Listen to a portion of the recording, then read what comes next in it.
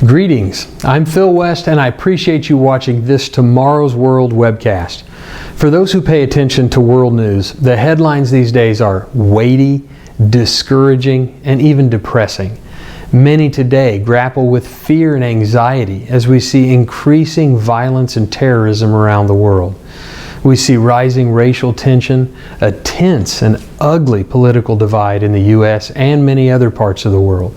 With all this and so much more going on all around the world, instability and uncertainty seem to be the only consistencies. So what approach are you taking while navigating these treacherous times? Are you burying your head in the sand, pretending that everything will just magically get better one day? If you're living in the U.S., are you waiting for the next president to swoop in and fix the increasing problems we face here? Candidates will often play on your fears, hoping they can convince you that you'll have so much more peace if they're voted into office. Perhaps your approach is very different. Maybe you're stocking up on emergency supplies, guns and ammo, and building a bunker to sustain you and your loved ones during the coming apocalypse.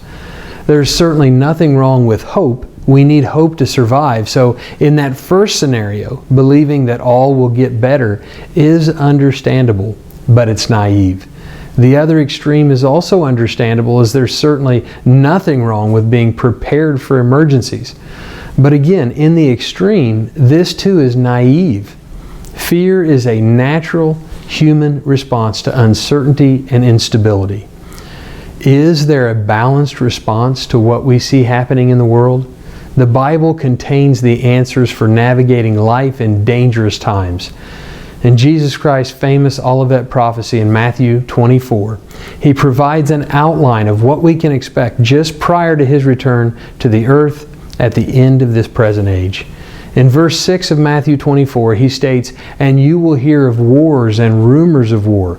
See that you are not troubled, for all these things must come to pass, but the end is not yet."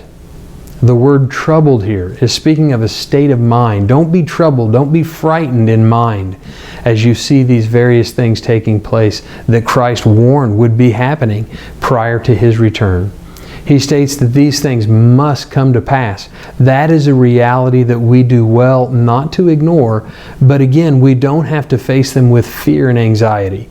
Proverbs 9 and verse 10 states, "The fear of the Lord is the beginning of wisdom, and the knowledge of the Holy One is understanding."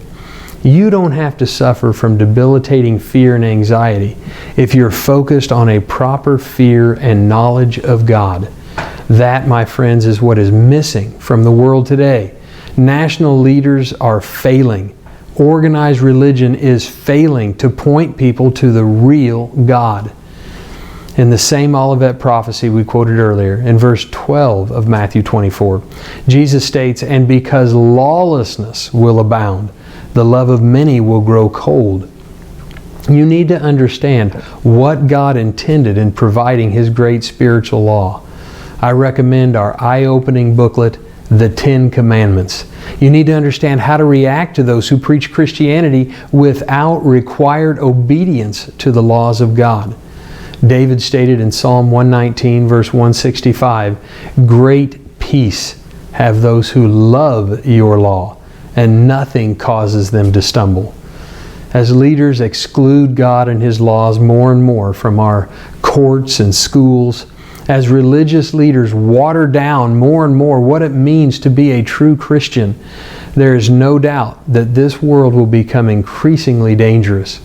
Those with the fear of God will be at peace because they'll have a proper understanding of what's happening and where it's all headed. You can know what to expect, and you can live in reality without fear and anxiety. Thanks for watching, and be sure to check out all the resources we have available at tomorrowsworld.org. We'll see you next time.